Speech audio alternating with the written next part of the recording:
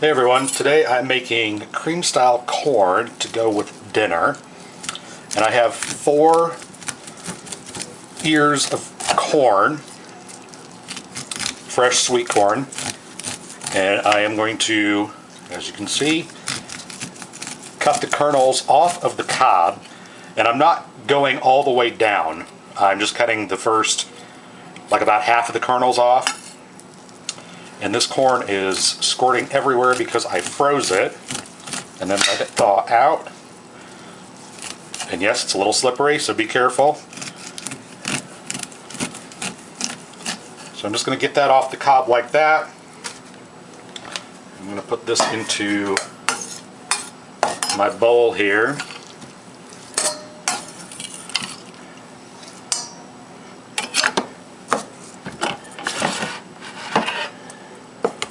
Be sure and get all this juice.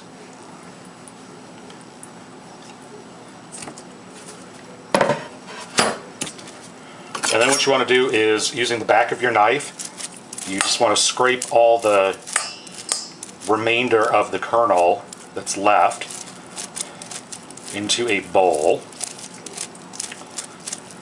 And like I said, because these have been frozen, giving me a little problem, so I'll just stick my hands and wring it out like this.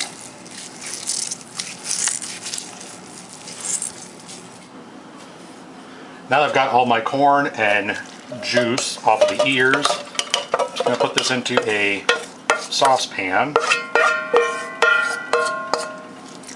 And I'm going to add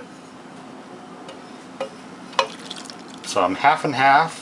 You can also use cream if you have it, or if you want to use it. I'm going to add in a tablespoon of butter, my sugar,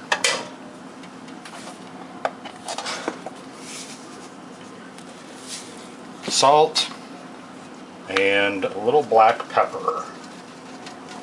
Salt and pepper to taste. And I've got this over medium-high heat, and I'm going to bring this up to a boil. Now that this is up to a boil, I'm going to cook this for about 5 minutes on medium-high. And I'm going to keep stirring this because there is butter and cream in this, and you do not want it to burn.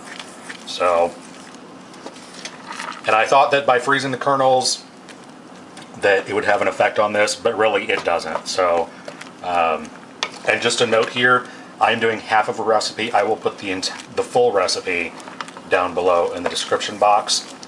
And while this is cooking, you want to go ahead and get your thickening agent ready. I have half a cup of milk here, and I'm going to add a tablespoon of cornstarch. You can also use flour if you'd like, if that's what you have.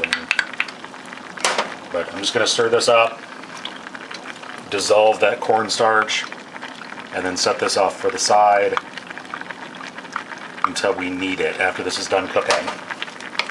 So I'm going to go ahead and keep stirring this and cooking it for at least a few more minutes.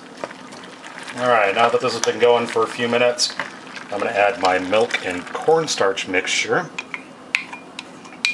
And I'm just going to bring this up to a boil until it is thick.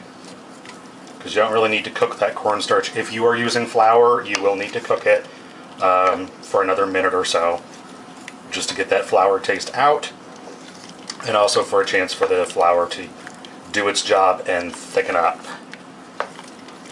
So as soon as this comes up to a boil, we will almost be done. Alright, so that's back up to a boil, pretty dang close anyway. I'm just going to turn off the heat.